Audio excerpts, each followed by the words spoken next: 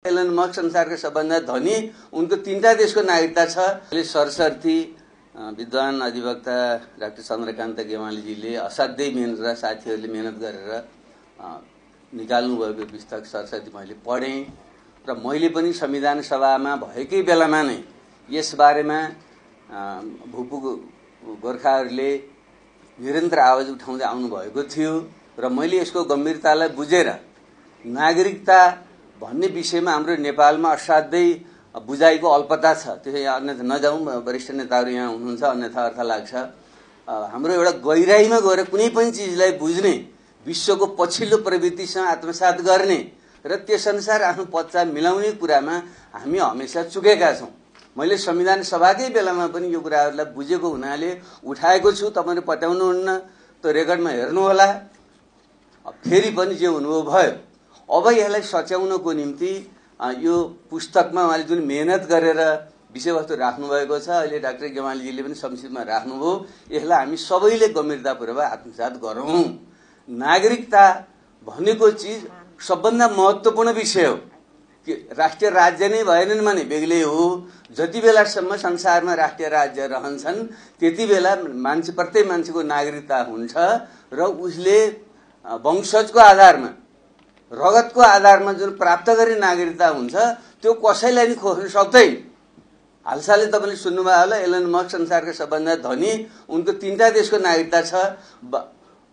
उनको बाउ south Africa भएको हुनाले जन्म त्यो त्यहाँ उनको वंशजको आधारको नागरिकता छ।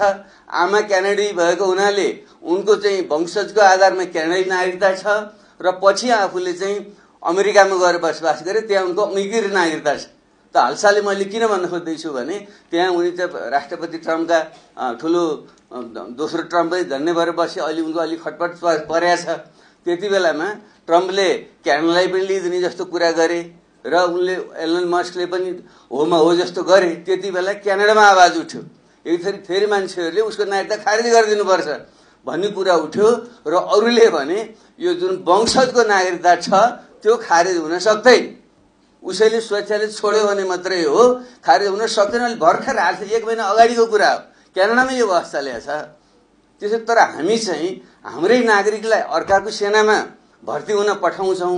सुगोली सन्धिको बेलादेखि उहाँले एकदम ठिक कुरा अहिले राख्नुभयो, मैले पनि सर पनि असाध्यै मेहनत गरेर राख्नु भएको छ। कि त हामीले पठाउनु भएन हाम्रा नागरिकलाई, तिनलाई पठाउने, तिनले ल्याएको पैसाले हाम्रो अर्थतन्त्रको मौद्रीकरण भएकै गोर्खाहरूबाट महेशचन्द्र रेग्मीले बडो सुन्दर ढङ्गले लेख्नु भएको छ। नत्र हाम्रो त खालि के त पैसाको चलनै थियो, 100 वर्ष नि भएको थिएन हाम्रो अर्थतन्त्र मौद्रीकरण भएको, खालि त अन्न साटासाट गर्ने त्यही मात्रै हाम्रो हुन्थ्यो।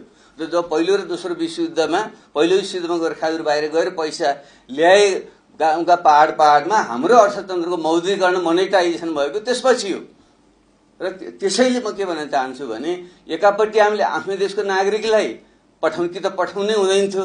हाम्रो हिम्मत र साहस छ भने गरौँ, त्यसो होइन भने उनीहरू त्यहाँ गएर जाने, यत्रो योगदान गर्ने र फेरि उनीहरूको प्रकारान्तरले नागरिकता खोज्ने कुरो भएको छ। म व्याख्या गरिदिनु, उहाँले भनिसक्नु भएको छ, मैले पहिले पनि भन्ने गरेको। त्यसैले यसलाई सच्याउँ। हाम्रै देशका नागरिकमाथि अन्याय गर्ने अधिकार हामीलाई छैन। यो लोकतन्त्र हो, सबैले लडेर ल्याएको र हाम्रो संविधानले लेखेको छ कसैलाई पनि नागरिकताबाट वञ्चित गर्न सकिँदैन भनिएको छ। त्यसैले उहाँहरूको चाहिँ त्यो ब्रिटिस फेरि पूर्ण नागरिकता पनि होइन। म पनि सुरुमा अलिकति कन्फ्युज थिएँ, अर्कोले दिइसके हो भनेदेखि के हो, त्यसो रहेछ भने पनि दोहोरो नागरिकता दिउँ भन्ने पक्ष थियो मेरो त्यति बेला। अहिले बुझ्दै जाँदाखेरि त्यो नागरिकता पूर्ण नागरिकता पनि होइन रहेछ। उहाँले खालि आवासीय भिसा पाएको र अहिले विभिन्न प्रक्रिया पुरा गरिसकेपछि जुन अङ्गीकृत नागरिकता प्राप्त हुन्छ त्यो करिब 5%ले मात्रै प्राप्त गर्न सक्ने रहेछ। यति धेरै सर्त छ, त्यो प्राप्त हुने पनि होइन रहेछ। त्यसो भए त उहाँ त नागरिकता विहीन हुने हुनुभयो नि त।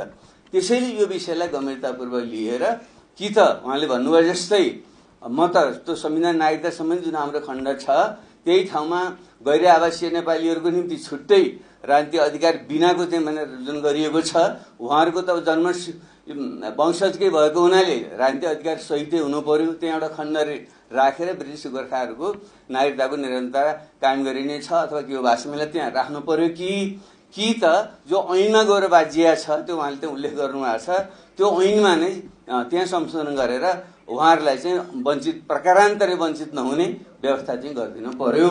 यो एकदम जरुरी विषय छ। यसमा अब अहिले सत्ताधारी दलकै प्रमुख नेता शेरबहादुरजी नै यहाँ हुनुहुन्छ, समितिका सभापतिजी नै यहाँ हुनुहुन्छ र अरू साथीहरू सांसद साथीहरू पनि हुनुहुन्छ। यसलाई गम्भीरतापूर्वक लिएर यो समस्या हल गरौँ। हाम्रै देशका नागरिकलाई नागरिकता खोज्ने यो चाहिँ अधिकार हामीलाई छैन र हाम्रो राष्ट्रिय हितमा पनि छैन। त्यसैले यसको समाधान होस् भन्ने म आग्रह गर्न चाहन्छु। यिनै आग्रहसहित यो पुस्तक सबैले पढ्नु होला, असाध्यै संग्रहणीय छ। सुगौली सन्धिदेखि यताका सबै दस्तावेजहरू, त्यहाँ मुद्दा मामिला भएका कुरा सबै तर्कसहित कुराहरू यहाँनिर छन्। नागरिकता सम्बन्धी हाम्रो जुन अस्पष्टता हो त्यसको पनि यहाँ अन्तर्राष्ट्रिय अनुभवहरू सबै दस्तावेजमा छ। सबैले त्यहाँ अध्ययन गर्नु हुन म आग्रह गर्दै लेखक साथीहरूलाई हार्दिक बधाई